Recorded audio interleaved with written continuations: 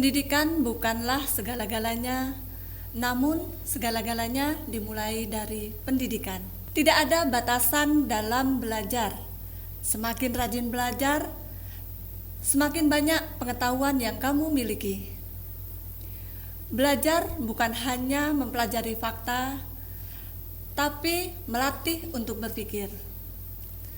Halo, selamat jam sekarang sahabat BPMP Bangka Belitung. Jumpa lagi dengan Bahana, podcastnya BPMP Bangka Belitung. Dalam edisi perdana BPMP Bangka Belitung hari ini, kira-kira apa ya temanya? Penasaran? Nah, baiklah, kalau penasaran, simak pantun berikut dan jangan lupa cakepnya. Pergi ke museum melihat patung. Singgah dulu ke toko pecah belah. Yuk, ikuti podcast BPMP Bangka Belitung dengan topik peran baru pengawas sekolah. Berkaitan dengan topik peran baru pengawas sekolah ini, kita akan berbincang-bincang dengan narasumber kita, Bapak Edward SS MPD, Kepala Balai Guru Penggerak Provinsi Kepulauan Bangka Belitung. Selamat datang Pak Edward. Terima kasih Bu Subini, selamat pagi. Selamat pagi, apa kabar Pak? Alhamdulillah baik, berkat rahmat Allah SWT. Kita selalu dalam senantiasa sehat walafiat, sehingga ya bisa hadir sekarang bersama Bu Subini di medianya. Sibuk terus ya Pak Edward ya. Nah, Bapak Ibu, sahabat BPMP Bangka Belitung, kita ketahui Balai Guru Penggerak adalah salah satu UPT Kemdikbudristek yang menangani peningkatan kompetensi pendidik dan tenaga kependidikan. Salah satunya adalah pengawas sekolah ya Pak Edward ya. Nah, sehingga dengan topik peran baru pengawas sekolah ini akan sangat pas sekali jika kita bertanya-tanya kepada Bapak Edward ini terkait peran baru pengawas sekolah yang saat ini digaungkan. Nah, dari tadi bicara peran baru pengawas nih Pak Edward ya. Sebenarnya ada perubahan apa Pak Edward terkait peran baru pengawas ini? Iya, terima kasih Bu Subini.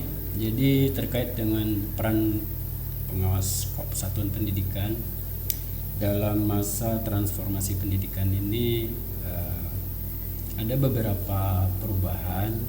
Kalau kita mengacu kepada Peraturan Dirjen GTK nomor 4831 yang mengatur tentang peran pengawas di dalam program Merdeka Belajar, itu ada beberapa peran itu yang bergeser. Kalau pertama dari sisi perannya sendiri, kalau sebelumnya kan pengawas itu lebih sebagai pengendali satuan pendidikan, kemudian yang memastikan satuan pendidikan itu dalam pemenuhan standar nasional pendidikan, kemudian menganalisis kesenjangan satuan pendidikan dengan 8 standar itu, terus mengevaluasi program sekolah yang agar mendukung pemenuhan 8 standar, kemudian juga laporan dari hasil pendampingan, dari hasil pembinaan terhadap sekolahnya itu bersifat administrasi pengawasan satuan pendidikan, dan juga penilaian.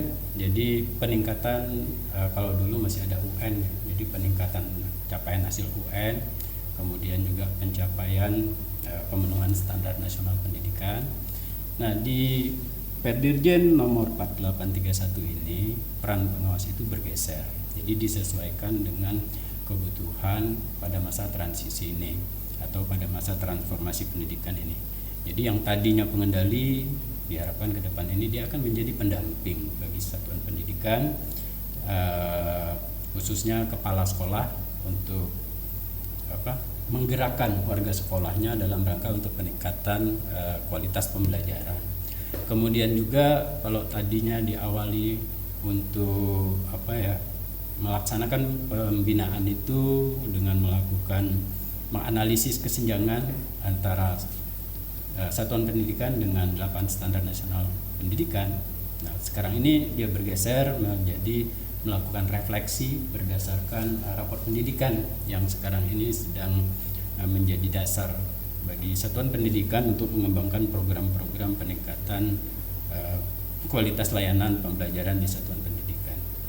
Kemudian dari sisi strategi, nah kalau tadinya sifatnya evaluator, jadi mengevaluasi program kerja sekolah, sekarang ini sudah bergeser menjadi mengembangkan strategi pendampingan yang disesuaikan dengan kapasitas kepala sekolah dan potensi satuan pendidikan. Jadi nanti dalam proses pendampingan yang dilakukan oleh pengawas ini itu sifatnya itu asimetris.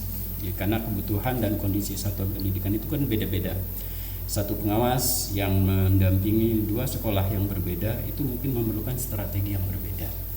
Kemudian pelaporan. Nah, kalau tadi laporannya itu lebih bersifat administratif ya. Nah, sekarang diharapkan dengan pendampingan ini yang muncul sebagai laporan itu adalah rekomendasi. Jadi rekomendasi yang terkait dengan peningkatan tata kelola dan juga yang tata kelola yang berdampak kepada kualitas pembelajaran di satuan pendidikan. Nah, sementara ukuran keberhasilannya yang tadi peningkatan nilai UN, kemudian pencapaian pemenuhan standar nasional pendidikan, sekarang diharapkan terjadi peningkatan literasi, numerasi dan karakter, dan juga peningkatan tingkat capaian satuan pendidikan pada kualitas pembelajaran itu dari tahun ke tahun. Jadi kalau literasinya tadinya skornya sekian, diharapkan berikutnya itu ada peningkatan. Dan seperti itu perubahannya. Jadi ada beberapa, tetapi yang terutama itu dari pengendali ke pendamping. Baik, tadi banyak sekali ya Pak ya pergeseran peran dari pengawas sekolah tadi, dari dahulunya sebagai pengendali sekarang menjadi pendamping. Nah, terkait pergeseran peran pengawas ini Pak Edward, kira-kira seperti kita ketahui selama ini akhir-akhir ini sepertinya pengawas sekolah ini jarang terdengar ya Pak ya, jarang kita dalam kegiatan-kegiatan Merdeka Belajar ini terasa kurang gitu terdengar peran dari pengawas. Nah, kira-kira apa yang mendasari sehingga sekarang muncul perubahan peran pengawas ini Pak? Iya, betul Bu Sumini. Iya, sebenarnya di dalam masa transformasi ini ya yang melalui Merdeka Belajar, justru peran pengawas itu menjadi sangat penting dan strategis sebenarnya dalam rangka untuk mendorong terjadinya transformasi di satuan pendidikan. Karena karakteristik utama kebijakan Merdeka Belajar di satuan pendidikan ini kan sebenarnya kolaborasi. Jadi kolaborasi antara kepala sekolah, guru, pengawas, warga yang lain yang ada di satuan pendidikan dan juga masyarakat. Nah, jadi karena dia sifatnya kolaboratif, maka diharapkan peran pengawas ini bisa mempercepat, mengakselerasi proses transformasi yang dilakukan di sekolah itu dengan cara berkolaborasi gitu. Jadi tidak sebagai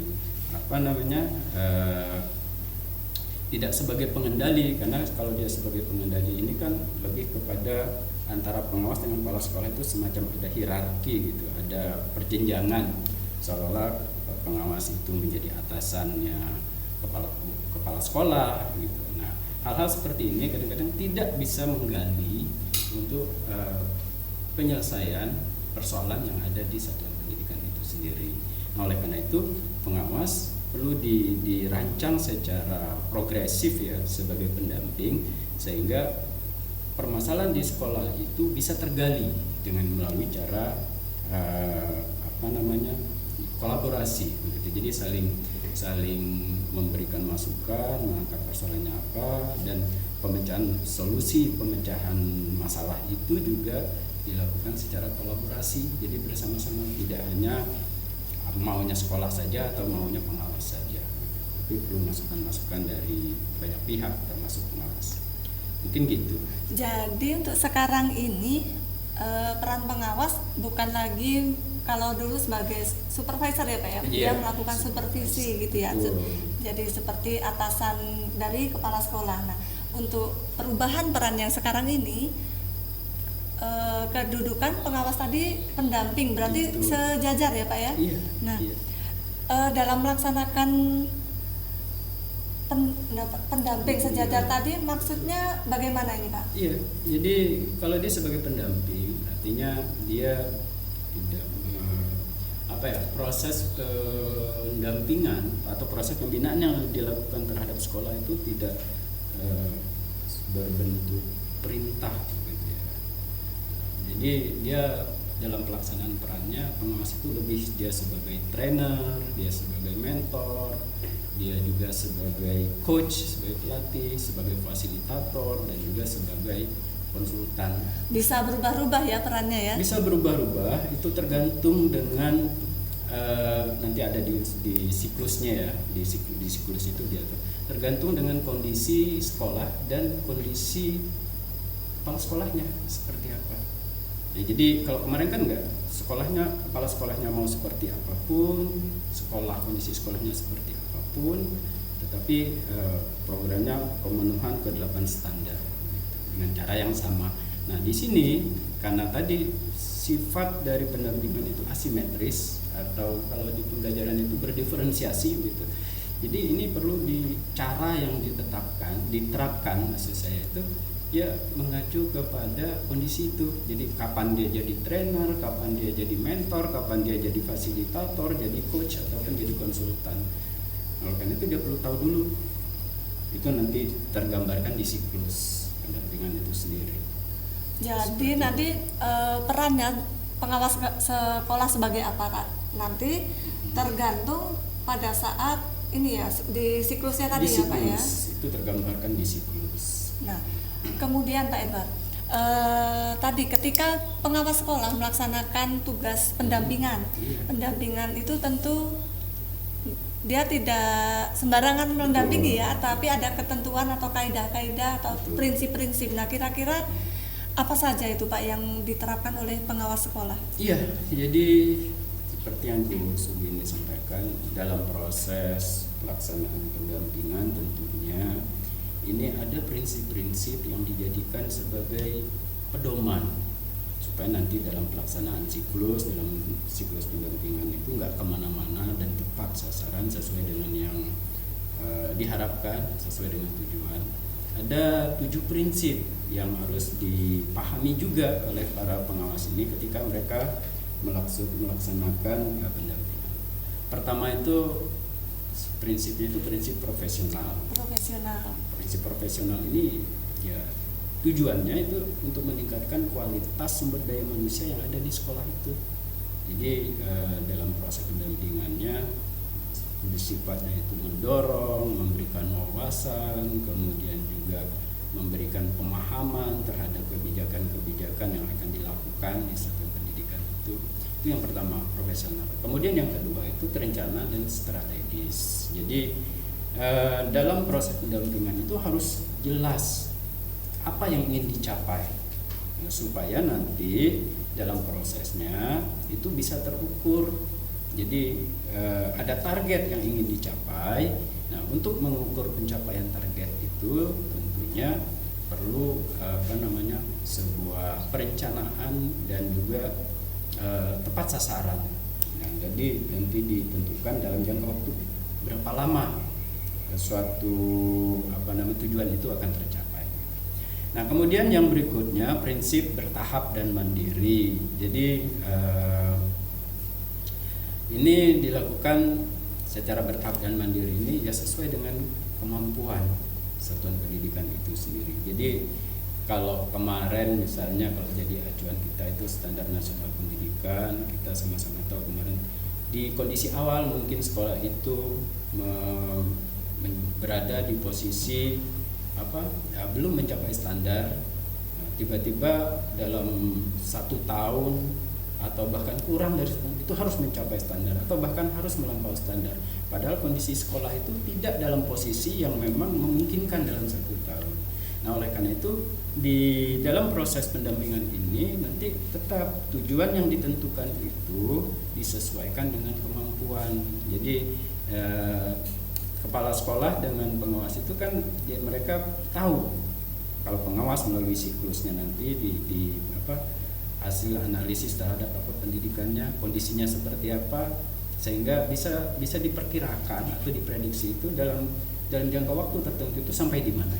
Jadi nggak harus selesai masalah di sekolah itu nggak harus selesai saat itu ya Pak ya? Iya, ya tentunya betul. Jadi nggak harus, karena persoalan di sekolah itu kan kompleks yang banyak sekali. Tentunya ini nanti dalam proses pendampingannya perlu ada prioritas, perlu juga melihat tingkat kerumitan persoalan itu sendiri. Kalau memang itu kita sudah tahu tidak akan bisa tercapai dalam 1 tahun misalnya, harus 2 atau 3 tahun, ya nggak usah dipaksakan. Saya kira harus selesai itu, langsung tahun itu selesai semua masalahnya. Berat sekali tugas pengawas ya. Jadi memang perlu nanti ada skala prioritas ya, mana yang bisa lebih dulu, mana yang dalam jangka waktu yang singkat. Nah itu yang menjadi prioritas utama yang akan dilakukan. Nah kemudian prinsip kolaborasi. Nah ini jadi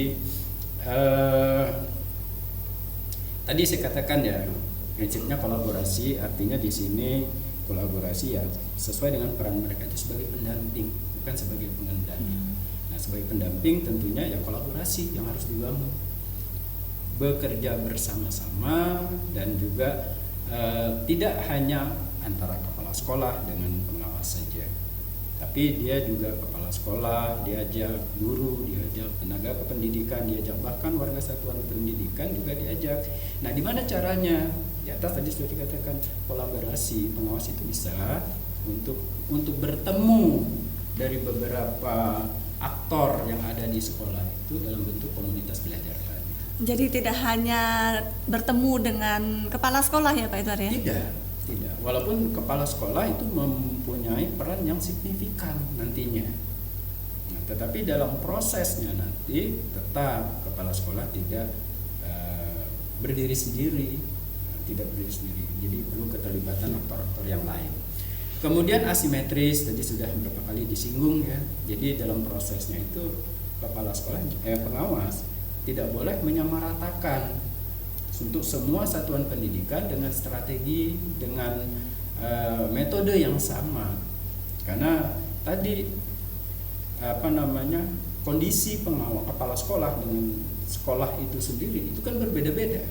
Nah oleh karena itu memang pengawas dituntut untuk bisa memahami peran-perannya tadi, peran yang tadi sebagai mentor. Untuk sekolah yang seperti apa dia bisa bertindak sebagai mentor, untuk kepala sekolah dan sekolah seperti apa dia bisa sebagai coach, sebagai fasilitator, sebagai konsultan dan seterusnya.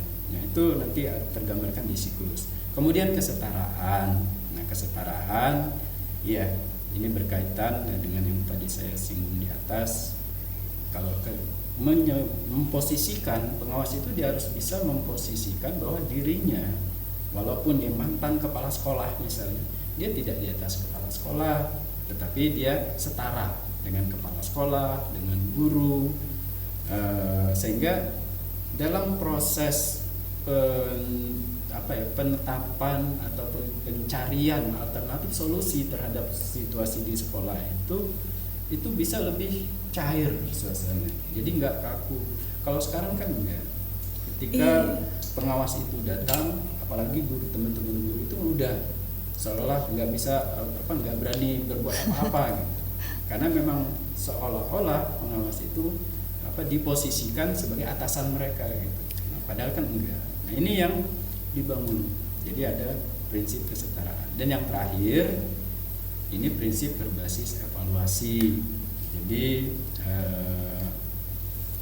proses pendampingan itu didasarkan dengan kajian atas area yang perlu diperbaiki.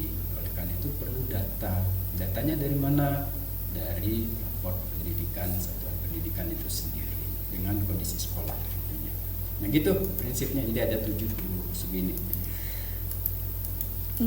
Ada 7 ya Pak Edward ya, dari profesional, terencana dan strategis, bertahap dan mandiri sampai dengan berbasis evaluasi ya Pak Edward ya.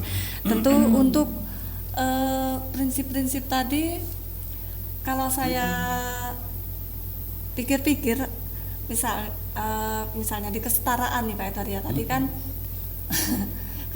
kesetaraan sejajar, sedangkan selama ini kalau kita lihat, selama ini posisi pengawas itu atasan kepala sekolah ya Pak ya. Terkesan seperti Nah, itu. terkesan seperti itu. Iya. Tentu itu tugas berat ini Pak ya untuk merubah mindset pengawas sekolah. Iya, betul. Memang diperlukan perubahan paradigma ya. Paradigma para pengawas ini terhadap peran mereka. Nah, jadi memang itu kan memang kalau secara aturan hukum itu sudah tertuang sebenarnya di Per Dirjen yang 4831 tadi. Jadi memang ini masih harus terus kita kita komunikasikan sambil pelan-pelan nanti kita merubah cara pandang pengawas ini. Karena memang seperti Ibu ini sampaikan tadi, sampai saat ini itu memang dari kepala sekolah, dari sekolah ya, kepala sekolah, guru ini masih melihat pengawas itu sebagai atasan, dan juga pengawas itu sendiri masih merasa mereka itu atasan gitu. Sehingga dan inilah yang memang yang menjadi tantangan kita ke depan gitu. Oke. Nah, lanjut Pak Edward ya. Nah, tadi Pak Edward sebut-sebut ada siklus. Nah, siklus tadi mungkin tahapan ya Pak ya, Iya, tahapan pengawas sekolah betul. melakukan pendampingan gitu ya. Betul. Kira-kira gambaran siklusnya itu seperti apa Pak? Iya, jadi memang dalam mekanisme pelaksanaan pendampingan oleh pengawas ini di Perdirjen yang tadi saya sebutkan 4831 itu sudah merumuskan bahwa kegiatan yang dilakukan oleh pengawas dalam proses pendampingan ini mengikuti siklus. Ada 4 di siklus itu ada 4. Pertama dimulai dengan perencanaan pendampingan.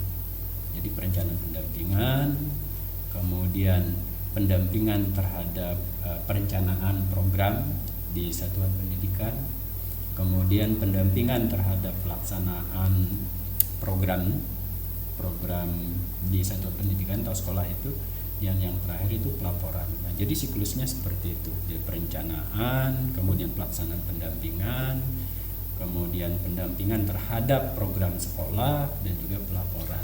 Jadi itu siklus. dari pelaporan tadi kan perencanaan pendampingan ya, Iya. kemudian pendampingan terhadap perencanaan program kerja, pendampingan terhadap pelaksanaan program kerja, Iya.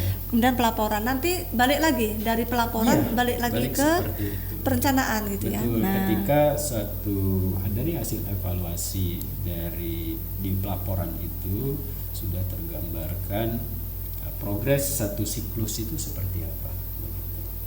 Jadi seperti itu. nah, tadi siklus pertama perencanaan pendampingan. Nah, perencanaan pendampingan. Kira-kira untuk melakukan perencanaan pendampingan ini apa yang dilakukan pengawas Pak? Iya. Jadi perencanaan pendampingan ini memang dilakukan oleh pengawas itu untuk nanti menentukan strategi pendampingannya itu seperti apa. Jadi dia harus menyusun dulu perencanaan. Jadi pertama dia harus mengidentifikasi komitmen perubahan kepala sekolah. Ini menjadi sangat penting. Jadi nanti dia akan tergambarkan bagaimana seorang kepala sekolah itu, apakah komitmennya tinggi, apakah komitmennya rendah, kemudian juga kondisi di satuan pendidikannya seperti apa. Karena ini berkaitan nanti apakah dia nanti dalam proses melakukan pendampingan itu berperan sebagai yang tadi yang saya sebutkan, coach, fasilitator. Nah, itu jadi berpengaruh, berdampak ke situ. Oleh karena itu dia perlu tahu dulu komitmennya. Nah, kondisi sekolah, capaian sekolah, dia mengacu kepada rapor pendidikan tentunya.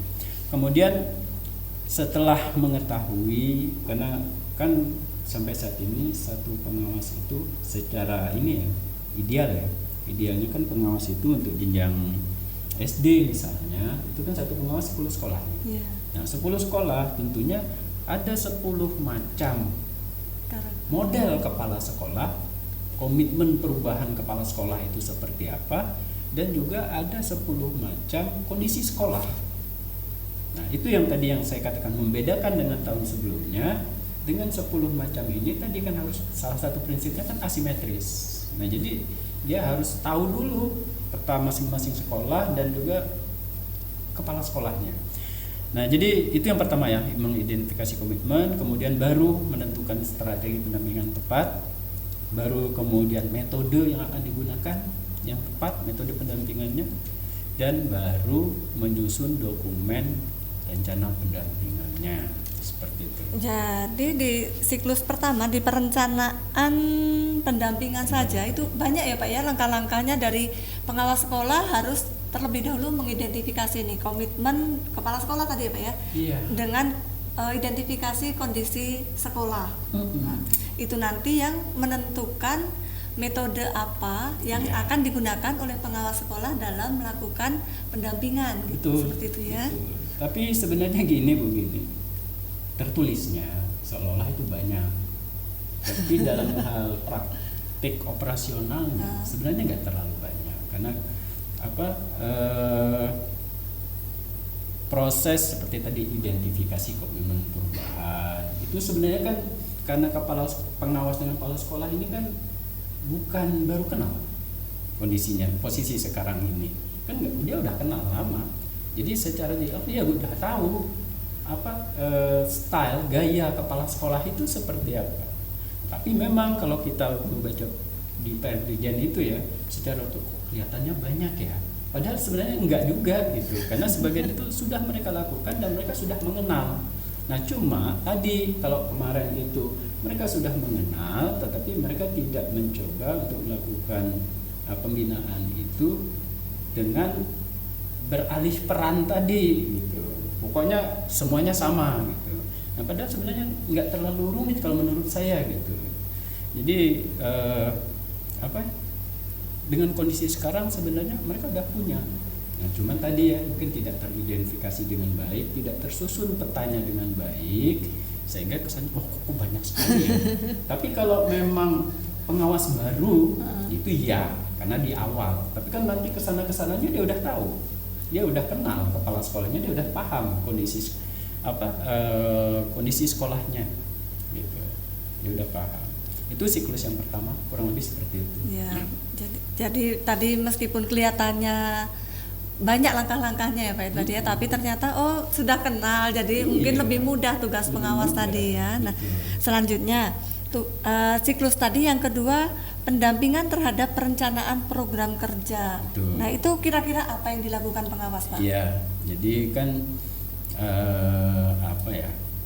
pertama memang di situ kan fungsi pengawas itu dia tadi ya coach, mentor, fasilitator, konsultan gitu kan. Jadi memang rencana kerja sekolah itu kan memang dikembangkan oleh sekolah itu sendiri begitu. Tetapi di sini dilakukan secara bersama-sama dengan pengawas. Yang pertama melakukan refleksi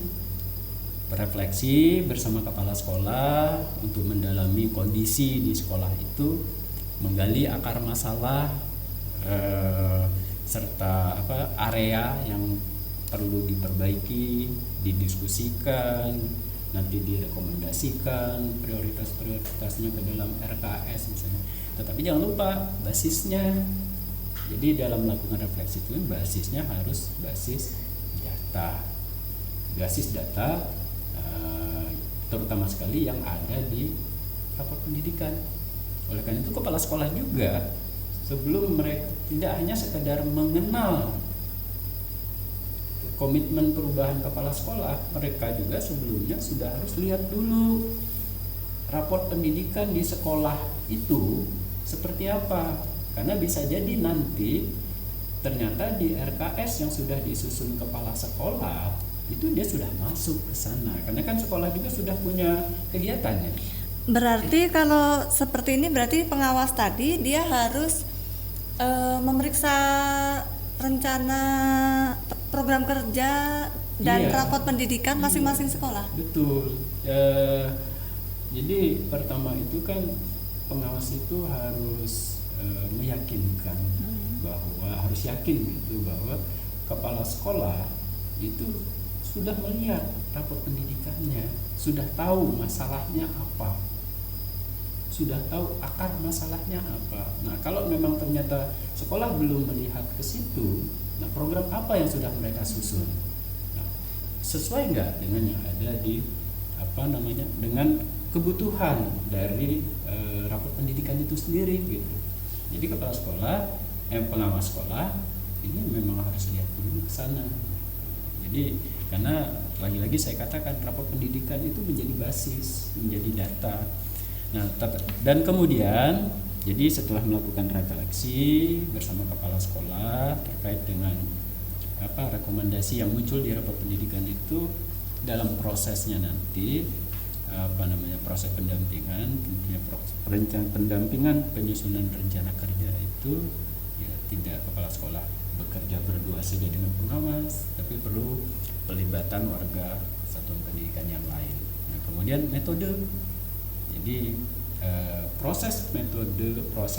metode proses pendampingan yang dilakukan oleh pengawas ini juga nanti perlu disampaikan juga oleh pengawas, sehingga kepala sekolah juga siap gitu dalam proses menyusun rencana program kerja dan anggarannya. Dan rencana kerja tentunya berdasarkan hasil refleksi yang di awal tadi. Kemudian setelah tersusun menginformasikan. Jadi kalau pengawas itu kan dia harus menginformasikan rencana program kerja sekolah dampingannya itu ke dinas pendidikan. Kemudian yang terakhir ya kita harapkan dengan laporan rencana rencana program kerja sekolah itu juga diharapkan pengawas, karena pengawas ini kan dia posisinya di tengah-tengah nih, penghubung antara dinas pendidikan dengan sekolah. Nah, oleh karena itu diharapkan pengawas ini nanti bisa memberikan semacam dorongan kepada dinas pendidikan untuk mendukung program yang sudah ada di masing-masing satuan pendidikan, seperti itu. Baik, tadi berarti kalau pendampingan terhadap perencanaan program satuan pendidikan tadi berarti pengawas harus paham terlebih dahulu ya Pak ya terkait rapot pendidikan. Betul. Nah, setelah itu pengawas mendampingi sekolah melakukan refleksi terhadap rencana program kerja mereka, apakah sudah sesuai dengan kondisi yang ada di rapot pendidikan, seperti itu ya Pak ya. Nah, kemudian di siklus selanjutnya ada pendampingan pelaksanaan program kerja. Nah, kira-kira gambarannya seperti apa nih Pak? Pengawas sekolah melakukan pendampingan pelaksanaan program kerja ini. Betul. Kalau tadi kan memang pendampingan dalam rangka untuk penyusunan RKS, penyusunan rencana kerja. Nah, tentunya dari RKS itu oleh sekolah nanti akan disusun RKT dan RKAS-nya. Nah, tentunya di tahun berjalan sesuai dengan RKT-nya nanti program itu akan dilaksanakan oleh satuan pendidikan. Nah, jadi apa yang dilakukan sekolah, pengawas sekolah dalam proses pendampingan pada saat proses pelaksanaan program itu dilakukan? Yang pertama, diharapkan pengawas bersama dengan kepala sekolah merefleksikan terhadap proses yang sudah dilaksanakan. Jadi direfleksi, dievaluasi pelaksanaan programnya itu seperti apa. Sama refleksi ya Pak ya, tapi refleksinya pelaksanaan programnya. Betul, karena kan mestinya gini, ketika suatu program itu dilakukan, itu akan berdampak kepada hasil. Nah, kan bisa dilihat di situ hasilnya, maksimal nggak hasil pelaksanaan program itu. Nah, oleh karena itu perlu direfleksi. Jadi terus setiap pelaksanaan program refleksi, sebagai bahan untuk perbaikan ke depannya. Dan itu harus selalu dilakukan secara rutin gitu. Nah, itu yang pertama. Jadi refleksi tadi ya terhadap pelaksanaan program. Nah, kemudian juga mengimplementasikan metode pendampingan yang sudah direncanakan sebelumnya dalam rangka untuk mendampingi kepala sekolah tadi dalam rangka pelaksanaan program. Jadi ada metode yang tadi, kembali lagi ya, metode itu ya berkaitan dengan peran pengawas tadi. Metode yang waktu di siklus pertama tadi? Di siklus pertama. Jadi dia lebih metode, kan di awal sekali itu di siklus yang pertama itu kan identifikasi, kemudian menentukan metode ya. Metode gitu. Nah, itu dilaksanakan di proses ini, di proses pelaksanaan. Nah, baru kemudian dalam pelaksanaan di sekolah itu diharapkan pengawas ini juga mendampingi kepala sekolah keberlangsungan pelaksanaan program itu. Dan yang terakhir, apa yang sudah dilakukan sekolah itu diinformasikan oleh pengawas ini ke dinas pendidikan. Tentunya. Informasi ke dinas pendidikan tadi sebagai pelaporan atau bagaimana? Ini informasi awal, karena ini kan masih dalam proses nih, masih dalam pelaksanaan program. Kan kalau rencana program kerjanya itu kan sudah dilaporkan sebenarnya, diinformasikan ke dinas agar mendapat dukungan tadi bahwa program yang akan dilakukan oleh sekolah ini di tahun ini adalah ini. Nah, ketika sudah sampai tataran pelaksanaan, ya ini juga kan dilaporkan lagi kalau pelaksanaan yang kemarin itu sudah dilakukan seperti itu dengan hasil seperti ini. Kemudian kalau hasil refleksinya mengatakan harus perlu peningkatan, hasil refleksinya itu seperti apa, sehingga dinas juga terus mengikuti. Jadi di sini terkait pelaksanaan dari program kerjanya tadi ya Pak Edward ya. Nah, selanjutnya kalau terkait pelaporan nih, pelaporan hasil pendampingan satuan pendidikan ini siklus yang keempat. Iya, betul. Jadi di siklus keempat, jadi setelah dari awal siklus pertama, kedua, ketiga itu dilakukan, akhirnya kan sampai ke siklus keempat nih pelaporan. Nah, jadi di awal tadi ketika kita bicara berbeda pergeseran peran sebagai pendamping, itu kan bentuk pelaporannya berbeda.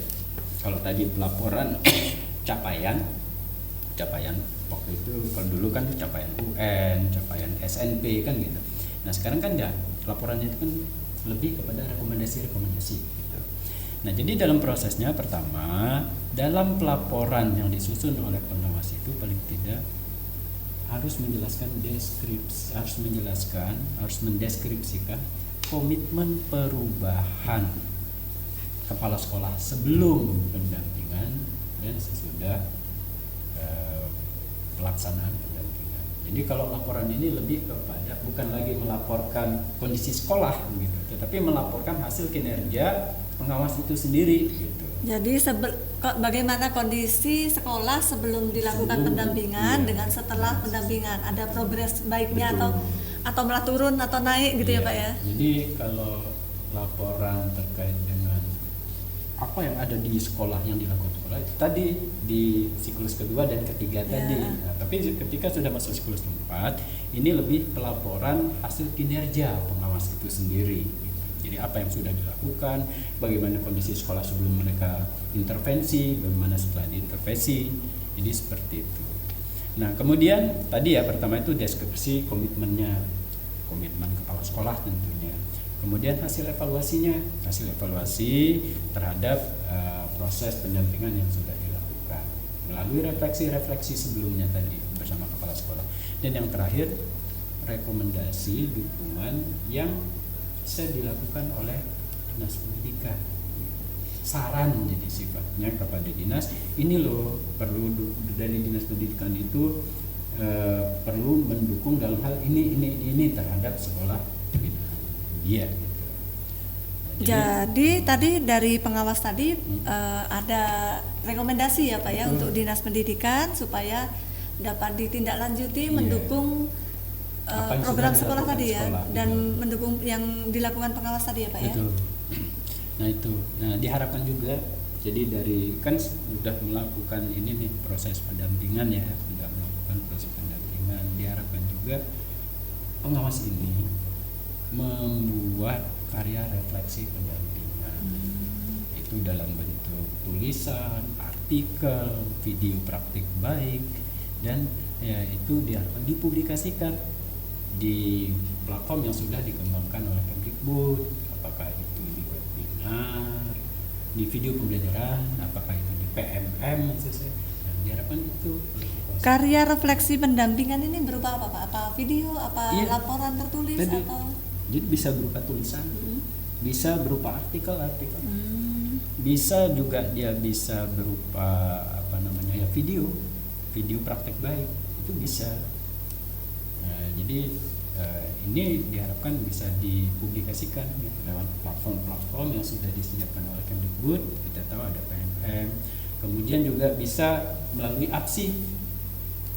Sehingga ini menjadi bahan pembelajaran bagi pengawas-pengawas yang lain ketika mereka menghadapi situasi dan kondisi satuan pendidikan yang mirip sebagai bahan pembelajaran.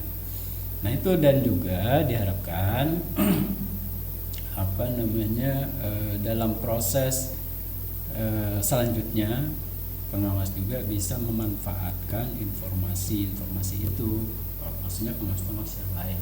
Dan untuk pengawas yang bersangkutan ya tentunya informasi ini menjadi bahan untuk pendampingan berikutnya seperti itu. Ya mungkin gitu ya Bu.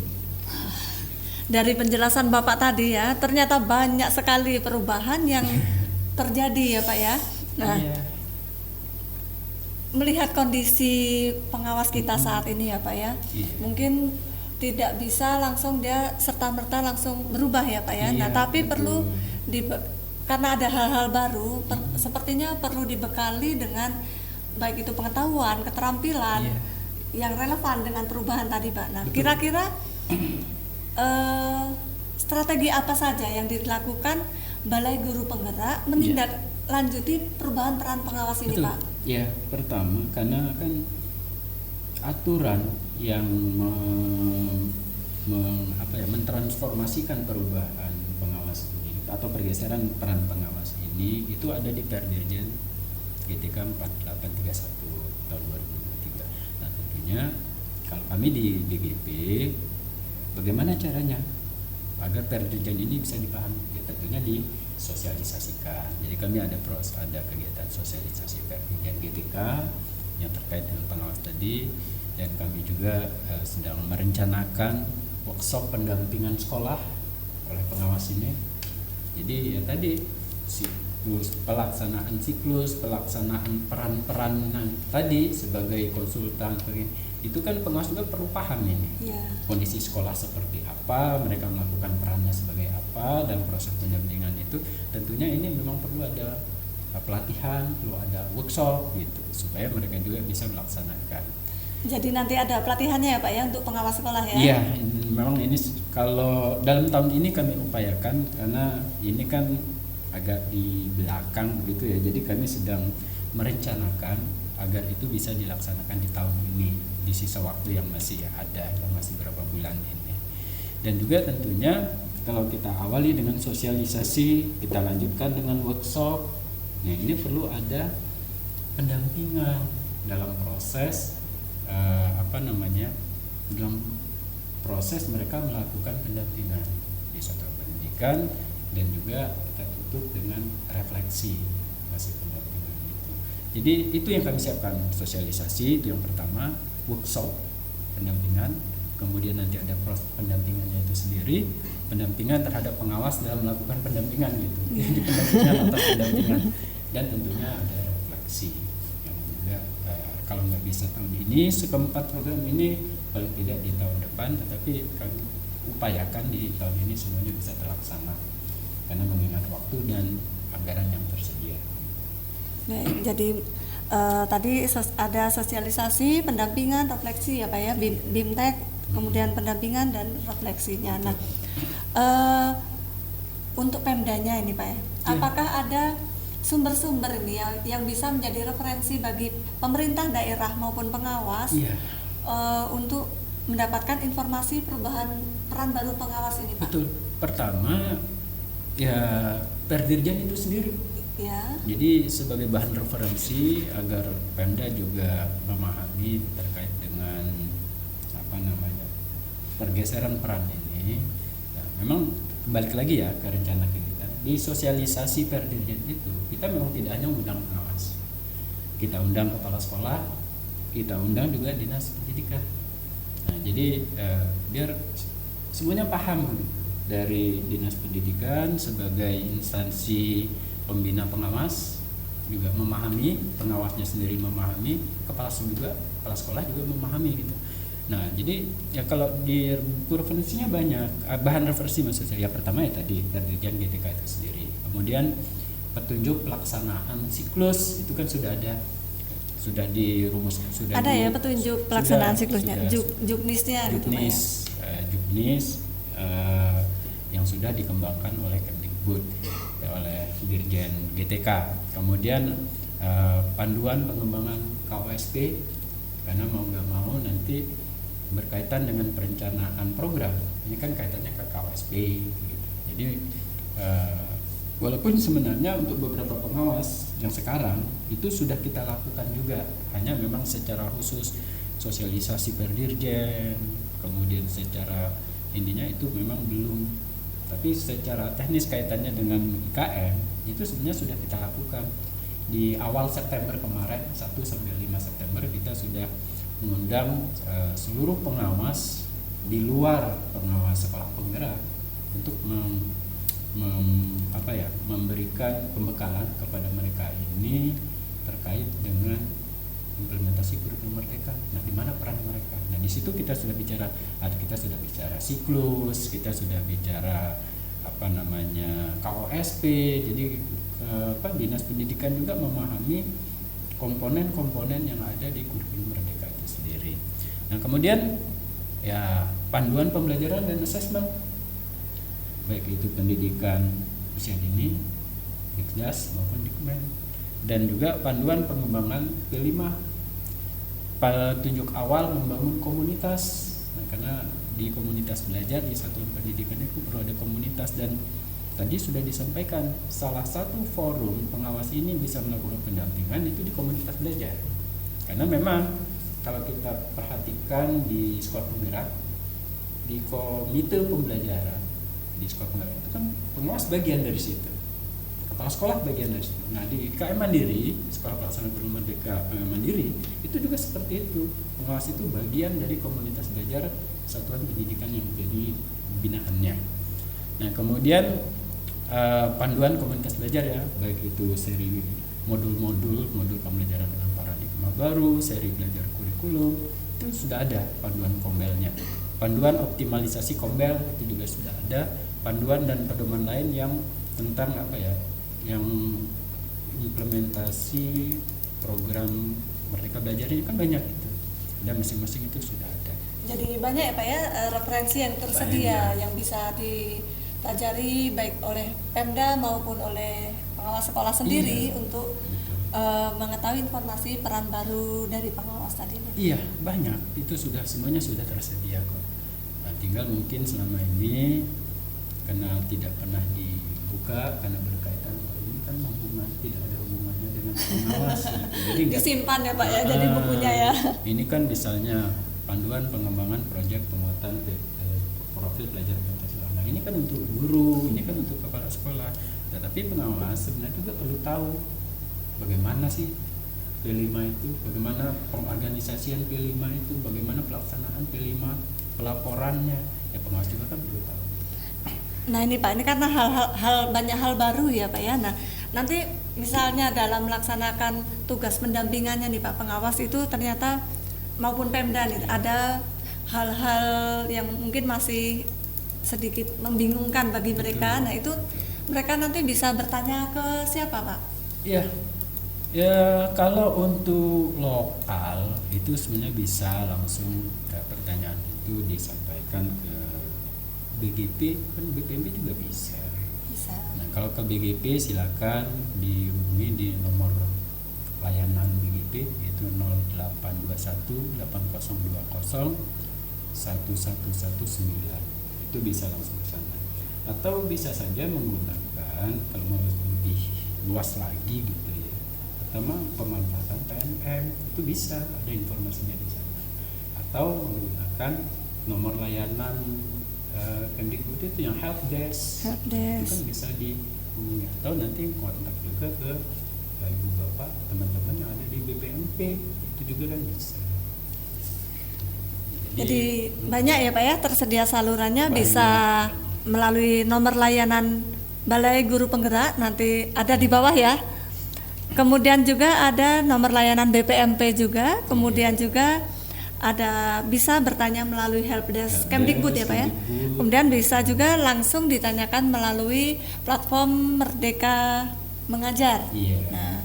Nah, ternyata seru sekali ya Pak Edward ya, kita bincang-bincang membahas transformasi peran pengawas sekolah dalam implementasi kebijakan Merdeka Belajar. Namun tak terasa ini ternyata waktu juga membatasi bincang-bincang kita Pak Edward ya. Nah, mungkin sebelum kita akhiri bincang-bincang kita, mungkin ada closing statement yang ingin disampaikan Pak Edward, silakan. Iya, betul. Bu Suwini dan Ibu Bapak yang menyaksikan kegiatan kita ini, mengikuti kegiatan kita ini, memang yang perlu kita pahami adalah pertama kriteria ataupun karakteristik utama kebijakan Merdeka Belajar itu adalah kolaborasi. Itu karakteristik utama. Jadi kita dalam hal ini tidak lagi kaku dengan yang sifatnya hierarkis begitu ya, yang sifatnya perintah, kewajiban, maksudnya ya kewajiban berdasarkan perintah, jadi dengan garis komando begitu. Tetapi lebih kepada kolaborasi. Artinya kita memposisikan kita itu sebagai orang yang setara begitu, sehingga persoalan yang muncul di pendidikan kita ini lebih tergali, lebih dapat dipetakan, dan juga alternatif solusinya dapat dilakukan secara bersama-sama, tentunya dengan menyesuaikan dengan kondisi satuan pendidikan, dengan situasi daerah yang ada di masing-masing sektor, di masing-masing wilayah maksud saya. Jadi kolaborasi, kebersamaan ini yang coba dibangun, karena dalam komunikasi juga kan enak kalau kita sudah tidak memposisikan saya bosnya, kamu bawahnya, kan itu kita suasananya akan lebih cair, persoalannya akan lebih tergali, dan juga alternatif solusi itu menjadi lebih tajam, karena kita tidak ada lagi sekat-sekat begitu. Sekat-sekat dalam artian ketika dalam proses pemunculan ide-ide ataupun alternatif solusi. Nah, ini yang memang sedang dibangun dan ini menjadi karakteristik utama dari program Merdeka Belajar, kebijakan Merdeka Belajar. Oke, mungkin gitu. Baik, terima kasih Pak Edward atas closing statement-nya. Di sini tadi membangun kolaborasi ya Pak Edward ya, sehingga alternatif solusi yang kita buat itu menjadi lebih tajam gitu ya Pak Edward ya. Terima kasih Pak Edward atas waktunya berkenan berbincang-bincang dengan Bahana podcast BPMP Bangka Belitung. Nah, demikian tadi closing statement dari Bapak Edward. Kegiatan kita awali dengan pantun, maka izinkan juga kita menutup kegiatan kita dengan pantun ya Pak Edward ya. Silakan. Pergi memancing memakai kebaya, tidak lupa mengajak mertua. Salam undur diri dari saya untuk sahabat BPMP Bubble semuanya. Nah, sahabat BPMP Bangka Belitung, sampai di sini pertemuan kita pada podcast kita kali ini. Sampai jumpa lagi pada podcast selanjutnya. Selamat siang, salam kolaborasi.